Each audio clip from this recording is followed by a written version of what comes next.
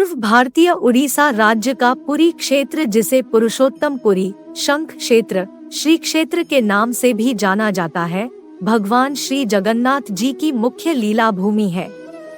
पूर्ण परात पर भगवान श्री जगन्नाथ जी की रथ यात्रा आषाढ़ शुक्ल द्वितीया को जगन्नाथपुरी में आरंभ होती है। यह रथ यात्रा पुरी का प्रधान पर्व भी है। इसमें भाग लेने के लिए, इसके दर्शन लाभ के लिए हजारों लाखों की संख्या में बाल, वृद्ध, युवा, नारी देश के सुदूर प्रांतों से आते हैं। रथ यात्रा में सबसे आगे ताल ध्वज पर श्री बलराम, उसके पीछे पद्म ध्वज रथ पर माता सुभद्रा व सुदर्शन चक्र और अंत में गरुण ध्वज पर या नंदी घोष नाम के रथ पर श्री जगन्नाथ जी सबसे पीछे चलते हैं। श्री जगन्नाथ जी की रथ यात्रा में भगवान श्री कृष्ण के साथ राधा या रुक्मिणी नहीं होती, बल्कि बलराम और सुभद्रा होते हैं। उसकी कथा कुछ इस प्रकार प्रचलित है।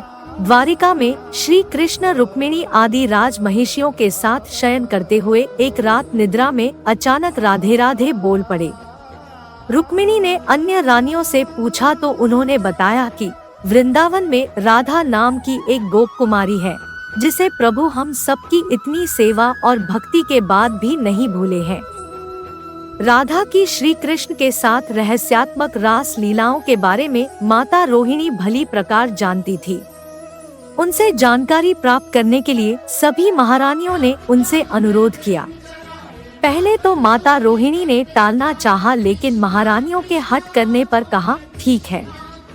माता रोहिणी के कथा शुरू करते ही श्री कृष्ण और बलराम अचानक अंतपुर की ओर आते दिखाई दिए। सुभद्रा ने उचित कारण बताकर द्वार पर ही रोक लिया।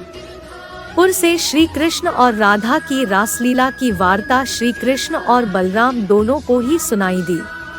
उसको सुनने से श्री कृष्ण और बलराम के अंग अंग में अद्भुत प्रेम रस का उद्भव होने लगा। साथ ही सुभद्रा भी भाव विह्वल होने लगी।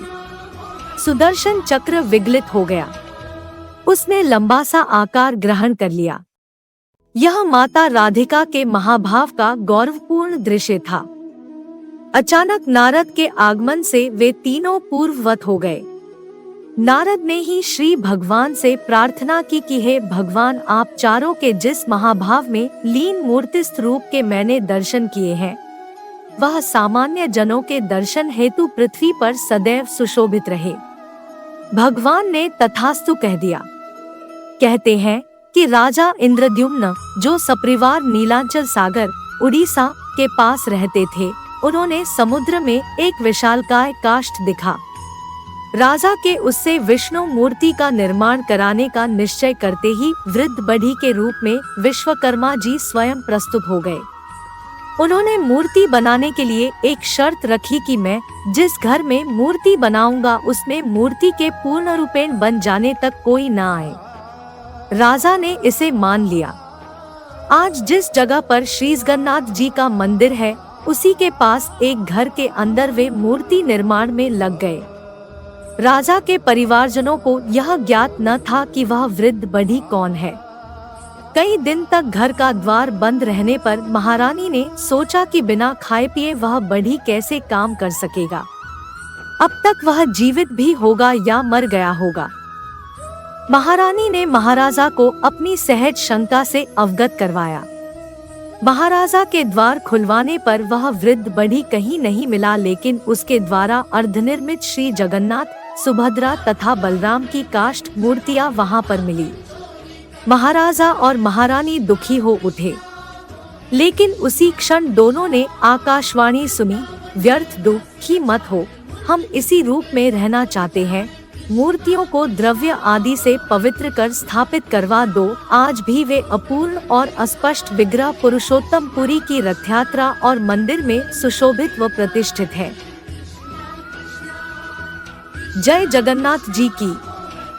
ऐसे और वीडियो के लिए हमारे चैनल को जरूर सब्सक्राइब करें और नोटिफिकेशन पाने के लिए बेल आइकन को जरूर दबाएं।